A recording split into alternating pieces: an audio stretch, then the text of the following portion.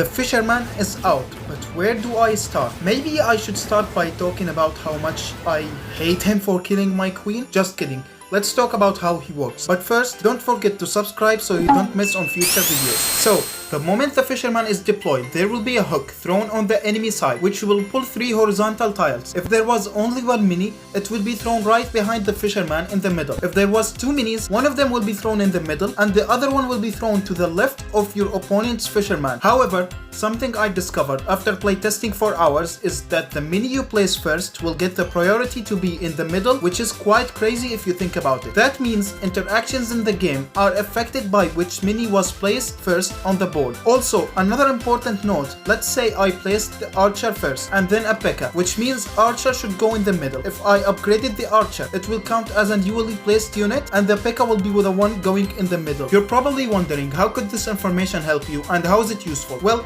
you can make sure your giant skeleton goes in the middle and gets more value by applying his upgrades first. This information could also mean that if the Fisherman ever pulls a hero, it will always be the one in the middle, no matter what units are there, since it's always the unit you start your match with. Now, for a normal hook, the Fisherman's priorities are: first goes in the middle, second goes to the left of his Fisherman, and the third goes to the right of his Fisherman. Obviously, if the Fisherman was yours, it will be the exact opposite since sides are a reflection of each other. If you upgrade your Fisherman to the second star, he will get a plus-shaped hook. The extra 2 tiles will fill up the left spot first with the 4th placed mini, and then fill up the right side with the most recently placed mini. Let me apply it and show you real quick. I started by placing mini P.E.K.K.A, followed by wizard and then a spear goblin, and the barb after, and the guard being the final unit. As you can see, everything got arranged based on their priority number. Now that we understand how he works, let me present you with some very useful tricks. Fisherman's Clash is one of the fastest clashes in the game. The Fisherman can cancel the spear goblin, making sure it gets absolutely no value. Same goes for the bowler, which means it will not throw its boulder. This was surprising at first, but the prince will be stopped by the Fisherman as well. Miner also doesn't dig fast enough to go underground, so he will also get stopped by the fishy boy. The knight received a new clash ability which was really fast compared to other clash abilities, but the Fisherman can also stop this one. Here is where the shocking things begin. Fisherman is fast enough to stop the skeleton guard's initial shield clash ability. Just look closely at the skeleton guard and you will see how close he was to activating his shield. He also can cancel the lumberjack's starting rage clash ability. It's crazy, if you look over here, there was a red aim circle, but the lumberjack got stunned before throwing the rage. Now there are 5 clash abilities which are faster than the Fisherman. Monk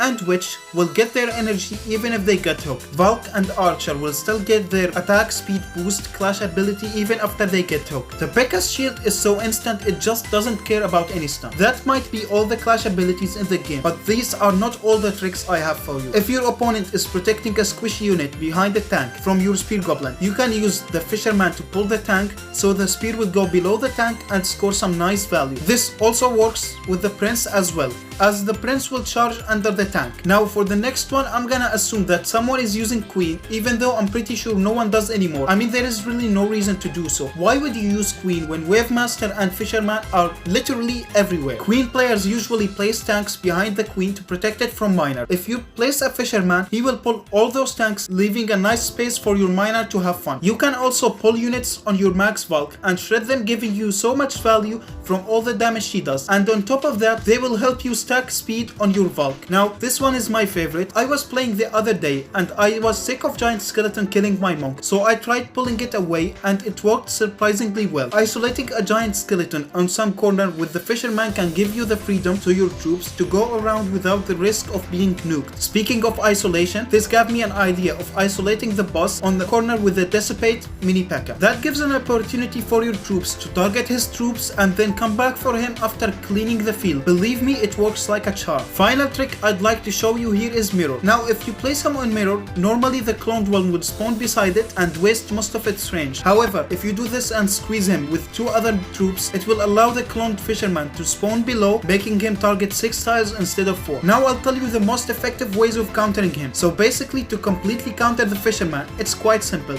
You uninstall the game. Basically, the Fisherman has no direct counter, since unlike Prince, you can't really stop his clash ability. A Prince would cancel another Prince, but 2 Fishermen cannot cancel each other. Also, the Fisherman's clash is so fast, it can't be stopped by Spear Goblin, bowler, or the prince. It's all about guessing where he would be played. Now, the simplest counter is to just place away from him, but if you were feeling a little naughty and want to actually ruin your opponent's day instead of just dodging, you came to the right place. The first obvious one is to send them a special delivery of a max giant skeleton and watch their side gets absolutely demolished. You can also send in a max Val and watch her slash through your opponent's trap. Now the other two I came up with when I was looking for whatever troops have KO abilities. Sending in an ice wizard with a 3rd star can be pretty effective.